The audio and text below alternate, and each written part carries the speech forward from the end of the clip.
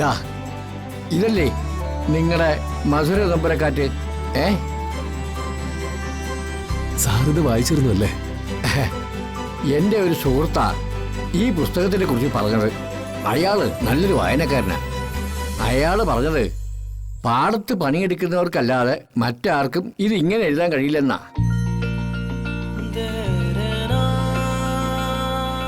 അങ്ങനെയാണ് ഇത് വാങ്ങിച്ചതും വായിച്ചതും ഒക്കെ. Thank you sir.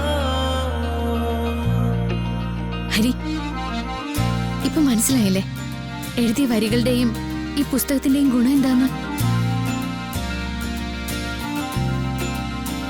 നമ്മൾ അറിയാതെ ഇത് ഏതൊക്കെ വഴികളിലൂടെ സഞ്ചരിക്കുന്ന. എന്താ അങ്ങനെ പറയുന്നതെന്നറിയോ സർ?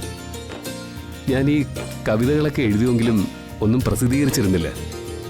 ഇയാളാ അങ്ങനൊരു തീരുമാനമെടുത്തതും ഈ പുസ്തകം ഇറക്കിയതും. ആ, അത് നന്നായി.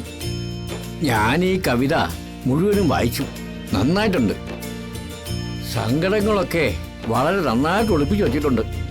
ചിലതൊക്കെ മനസ്സിൽ തറയ്ക്കുകയും ചെയ്തു.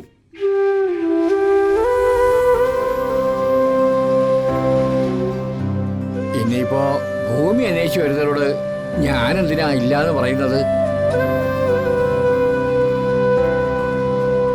മണ്ണിനെ കുറിച്ച് എഴുതിയ കവിക്ക് കുറച്ച് ഭൂമി കൊടുത്തില്ലെങ്കിൽ അത് തീരാ ശാപവും ആവും.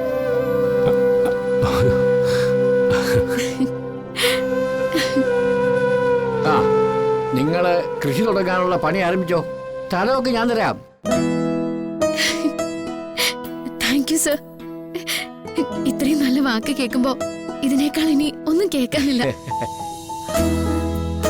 എന്റെ ഈ പുസ്തകത്തിന് അവാർഡ് കിട്ടിയിട്ടുണ്ട്. പക്ഷേ അതിനേക്കാൾ മികച്ചതായിട്ട് ഞാൻ കാണുന്നത് ഇതിന്റെ പേരിൽ സാറ് വായിച്ചതിന് എനിക്ക് തന്ന അംഗീകാരമാണ്.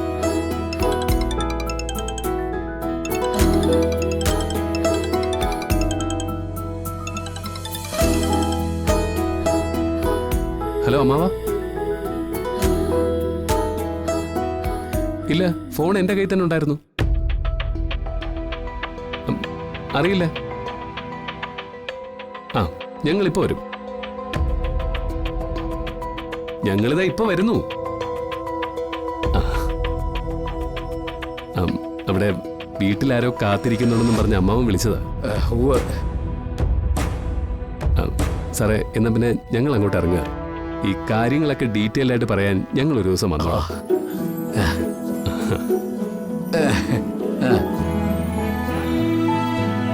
നിങ്ങൾക്ക് ഇനിയിപ്പോ ഇങ്ങോട്ട് കയറി വരാം. യാതൊരു തടസ്സവും. ധൈര്യമായിട്ട് കയറി വരാം. എന്നാ ഞങ്ങൾ പോട്ടെ സർ. കുറെ കാലം എന്റെ അച്ഛനും ഞാനും ഇതുപോലൊരു വീട്ടിൽ തനിച്ചായിരുന്നു. അതൊക്കെ ഓർമ്മ വന്നു. ശരി, മക്കൾ പോയിട്ട് വാ. നമ്മളെ